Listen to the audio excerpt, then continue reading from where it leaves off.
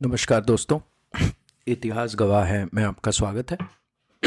आज के एपिसोड में हम लोग डिस्कस करेंगे एक बार फिर से क्रांतिकारी राष्ट्रवाद, रेवोल्यूशनरी नेशनलिज्म और उसके different activities in the decade of 1930। One thing I want to repeat again कि जो इंडियन नेशनल मूवमेंट होता है उसमें बिकॉज गांधी जी की इतनी बड़ी एक पर्सनालिटी है, इतना ज़्यादा उनका प्रभाव है, तो इसलिए कभी कभी ऐसा फील होने लगता है लोगों को कि Indian national movement was largely a non violent movement.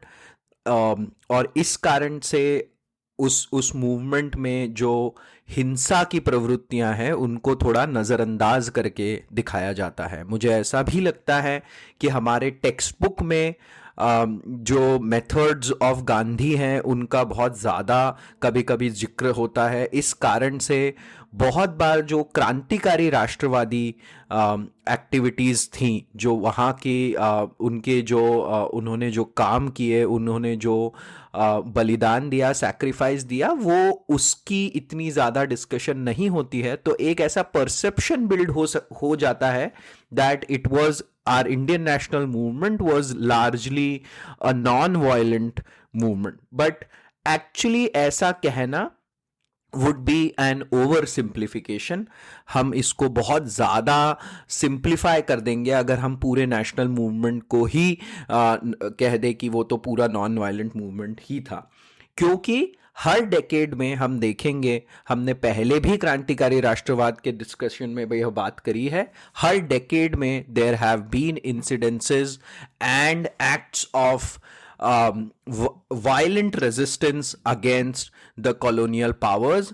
And ये हमने early part of 19th century, early part of 20th century में भी डिस्कस किया। हमने इसे 1920s में भी थोड़ा बहुत डिस्कस किया और आज करेंगे। और फिर हम आज देखेंगे कि 1930s में भी there were acts that were part of violent resistance against the colonial power. तो सबसे पहले तो ये समझना चाहिए कि जब 1920s के स्टार्ट में when non violent non cooperation movement was called off, there was, as we discussed, a huge amount of disappointment in the youth of the country. बहुत सारा, जैसे हमने समझा था कि बहुत सारे लोगों ने अपनी पढ़ाई छोड़ के यूनिवर्सिटीज़ के अगेंस्ट बहिष्कार किया था और नॉन कोऑपरेशन मूवमेंट में शामिल हुए थे। पर जब यह नॉन कॉपरेशन मूवमेंट वापस लिया गया तो इसी यूथ में बहुत ज़्यादा एक डिसअपॉइंटमेंट का माहौल पैदा हुआ। इसी कारण से जो स्प्रेड है वो हम देखते हैं यूनाइटेड प्रोविंस से पंजाब ये स्प्रेड होगा। और फिर 1924 में सचिन सान्याल और Yogesh Chandra Chatterjee they form Hindustan Republican Association. फिर 1925 में काकोरी ट्रेन डकैती होती है, और ये ट्रेन डकैती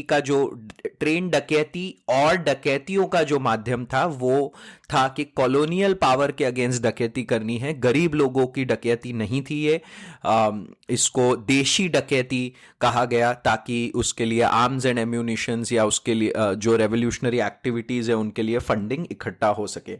और काकोरी ट्रेन डकैती में राम प्रसाद बिस्मिल, अशफाकुल्ला खान, राजेंद्र लाहिरी, इन्हें फिर आगे फांसी की सज़ा सुनाई जाती है। और राम प्रसाद बिस्मिल वही है जो सरफरोशी की तमन्ना अब हमारे दिल में है, जिनके बारे में जो हम लाइंस, बहुत फेमस लाइंस है, ये राम प्रसाद बिस्मिल की ही लाइंस है।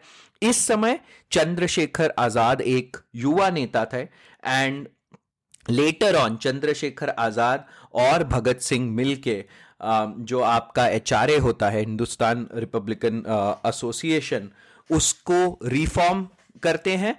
और अब इसमें by the time it is reformed in 1928, Bhagat Singh is also one of the people who is initially involved in Gandhiwadi movement, was very inspired and involved in non-cooperation movement, and was severely disappointed when the non-cooperation movement was called off। at the same time he was also influenced a lot by the socialist ideas. इसलिए जब HRA को फिर से form किया जाता है 1928 में, it is called as Hindustan socialist Republican association. और यह चीज हम बहुत देखेंगे 1920s और 30s में, a huge influence of socialist communist ideas। Socialism और कम्युनिज्म का spread in Indian national movement हम आने वाले एपिसोड्स में डेफिनेटली डिस्कस करेंगे, but just to for now what we must understand is that revolutionary nationalism के साथ साथ सोशलिज्म का भी इन्फ्लुएंस हमको देखने को मिलेगा इन द रेवोल्यूशनरीज। दूसरा एक यह समझने की जरूरत है कि जो रेवोल्यूशनरी नेशनलिज्म है उसका भी थोड़ा थोड़ा उसका जो अप्रोच है वो चेंज होते रहेगा। जैसे हमने समझा था कि पहले it was a lot based on religion and religious symbols. आगे चल के फिर हमने देखा कि through Ghadar movement it also spread to the other parts of the world. यहाँ के जो क्रांतिकारी राष्ट्रवादी थे जैसे अजीत सिंह, लाला हरदयाल, ये लोग बाहर जाके जब सेटल हुए तो इन्होंने वहां से Russian nihilist, Irish revolutionary, communist ideas, इनसे जब इंस्पिरेशन मिला तो थोड़ा सा ये रेवोल्यूशनरी नेशनलिज्म को एक सेक्युलर एंगल मिलना शुरू हुआ, धर्मनिरपेक्ष एंगल मिलना शुरू हुआ। एंड फाइनली आगे चल के इसमें जैसे मैंने कहा सोशलिज्म और जो कम्युनिज्म है उसके आइडियाज से भी रेवोल्यूशनरी नेशनलिज्म को बहुत इंस्पिरेशन मिली। And they started talking about the rights for farmers, labours and started talking about economic redistribution. So देखते हैं कि इसका जो नेचर है रेवोल्यूशनरी नेशनलिज्म का, that is also changing decade by decade through different influences.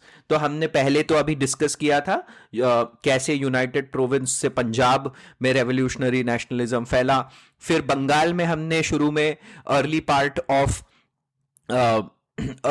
Of 20th century में जब हमने देखा था कि अनुशीलन समिति और युगांतर गुट, ये दो ग्रुप्स थे who were involve in revolutionary nationalism in Bengal.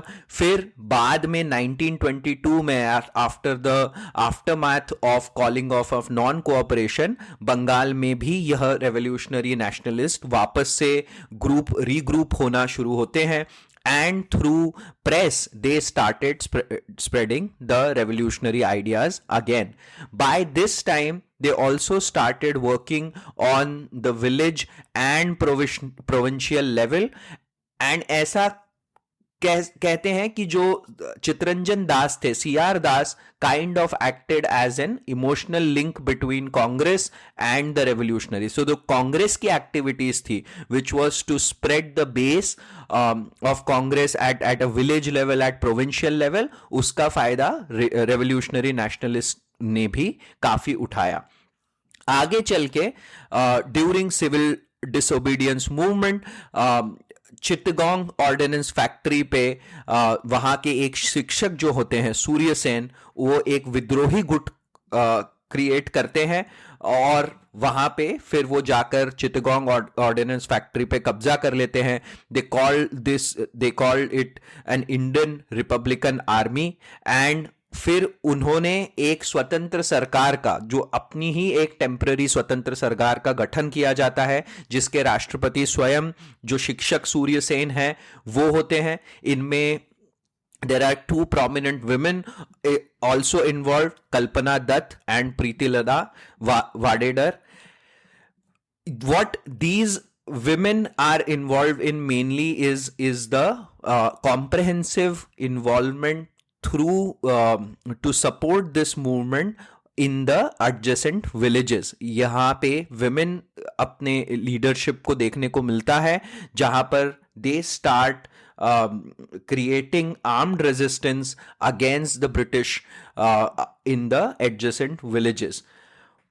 And when that is happening, the villagers give give them protection for at least 2 to 3 years, at the end of which in 1934 Surya Sen इनको पकड़ा जाता है और इन्हें पकड़ के फांसी की सजा दे दी जाती है।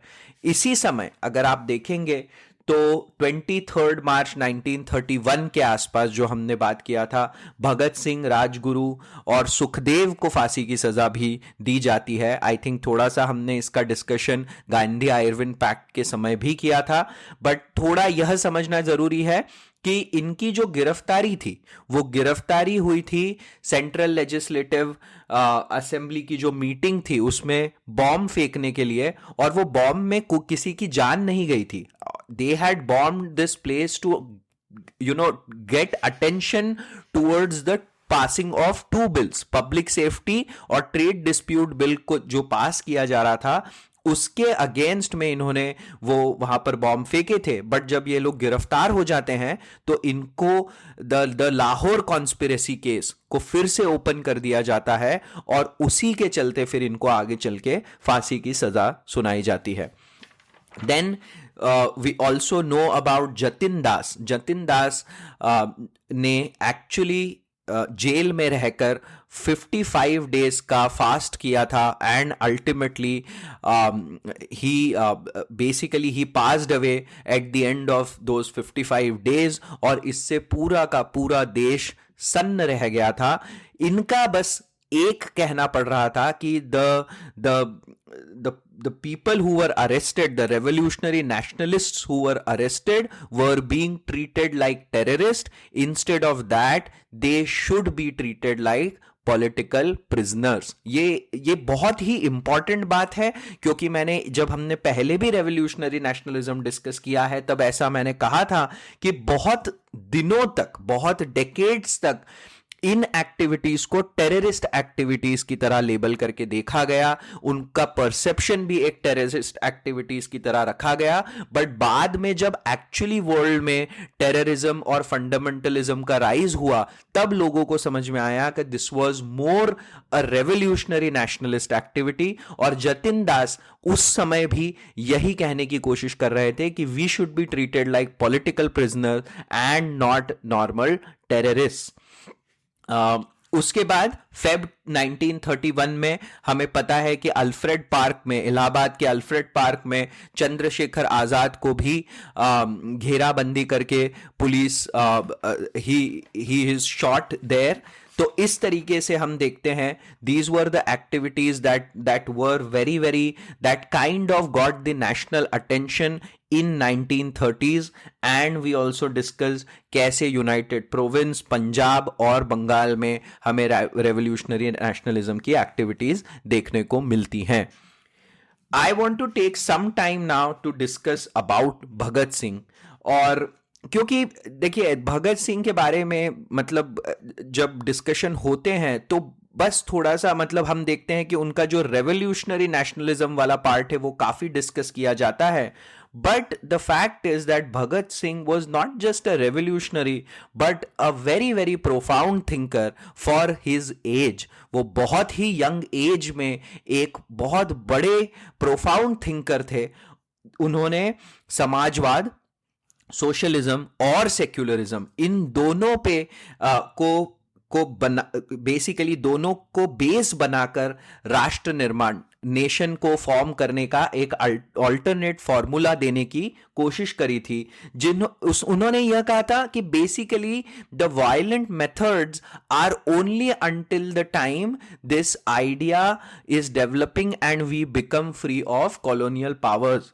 उसके बाद उनका जो विजन था वो ये था कि उसके बाद सोशलिज्म के बेस पे सोसाइटी को बनाना है जिसमें farmers and workers have a great amount of participation and education and persuasion के मेथड से हमको अपने नेशन को बिल्ड करना है। उन्होंने एक किताब भी लिखी है, why I am an atheist, और उसमें उन्होंने यह कहा है कि मेरा जो धर्म से दूर जाने का एक जो सबसे बड़ा रीजन ये है क्योंकि धर्म becomes the base for humans to exploit other humans, और इसीलिए ही उन्होंने एक धर्मनिरपेक्ष राष्ट्र जो सोशलिज्म समाजवाद के आधार पे बनेगा, ऐसे राष्ट्र की कल्पना करी थी। तो फिर से हमें यही समझना चाहिए कि ऑल्दो बहुत ज्यादा attention goes to the revolutionary activities, but we must understand that Bhagat Singh was a profound thinker who had seen a kind of vision of nation building based on socialism and secularism. एक यहां पर मुझे एक और चीज मैं कहना चाहता हूं कि जो मार्क्सिज्म होता है, जो मार्क्स के खुद के आइडियाज थे, उसमें ही धर्म से थोड़ा सा अलगाव है, थोड़ा सा परहेज है, राइट। और धर्म से परहेज क्यों है? क्योंकि मार्क्स का कहना पड़ता था कि जो धर्म है वो एक ये तरीका है जो मिडिल क्लास यूज करता है to exploit the lower classes of the society. इसलिए आप देखेंगे मार्क्सिस्ट आइडियाज में धर्म का स्थान नहीं होता है। Now on this note we will just quickly think about what were some of the contributions of the revolutionary nationalism once again, and इस 1930s का जो रेवोल्यूशनरी एक्टिविटीज थी, इनका एक सबसे ज्यादा इंपैक्ट कांग्रेस की पॉलिटिक्स पे भी पड़ा। और ऐसे पड़ा कि जब 1931 का जो कराची सेशन था, उसमें भगत सिंह के जो आइडियाज थे, जो सोशलिस्ट आइडियाज थे, उससे जो कांग्रेस ने अपने जो कुछ पॉइंट्स तैयार किए थे उस सेशन में, उसका इन्फ्लुएंस देखा जा सकता है। सेकेंडली, इतना ज्यादा सैक्रिफाइस, अभूतपूर्व बलिदान और इतनी ज्यादा वीरता की जो जो सारे इंसिडेंसेस थे, जो स्टोरीज थी, उससे बहुत ज्यादा लोगों को इंस्पिरेशन मिली। And there were times when the national movement lost its energy. Those were the times when revolutionary nationalist activities kept the energy, kept the inspiration really, really high through their sacrifice, through their valor, through their bravery. इनका एक limitation ये बहुत रहा कि ये जन सामान्य के बीच में नहीं जा सके। और यहां पर हमें यह समझना है कि जो उस समय की सोसाइटी थी, ऐसा नहीं था कि वो पूरी सोसाइटी ही इनकी सपोर्टिव थी, right. There were so many people who were also acting as confidant to the English government. तो जैसे आप सोचिए कि कितने लोग ये लोग कहां छुपे हैं, ये लोग कहां ट्रैवल कर रहे हैं, ये लोग कहां जा रहे हैं, ये लोग क्या एक्टिविटीज कर रहे हैं, इसकी खबर ब्रिटिश गवर्नमेंट को देते रहते थे। उसी के कारण से इतनी बार इतने सारे रेवोल्यूशनरी नेशनलिस्ट को सरकार कैप्चर कर पाती थी, उन्हें उनकी जो एक्टिविटीज थी उन पे पाबंदियां लगा पाती थी। तो हमें यह समझना चाहिए कि द सोसाइटी पर से was not totally along with the kind of activities that these revolutionary nationalists were planning. Same time, जो moderates थे कांग्रेस में, they were also pretty against the violent methods that were being used by. हमने यह भी समझा कि गांधी जी भी जो हिंसा थी, उससे जो कांग्रेस की राजनीति थी, उससे थोड़े उसको अलग करना चाहते थे। तो इस कारण से इन जो रेवोल्यूशनरी नेशनलिस्ट थी, उनकी एक लिमिटेशन यह रही कि जो जन सामान्य है, जो लोकल पॉपुलेशन है, जो नॉर्मल कॉमन पीपल है, उनके बीच ये लोग ज्यादा जा नहीं सके।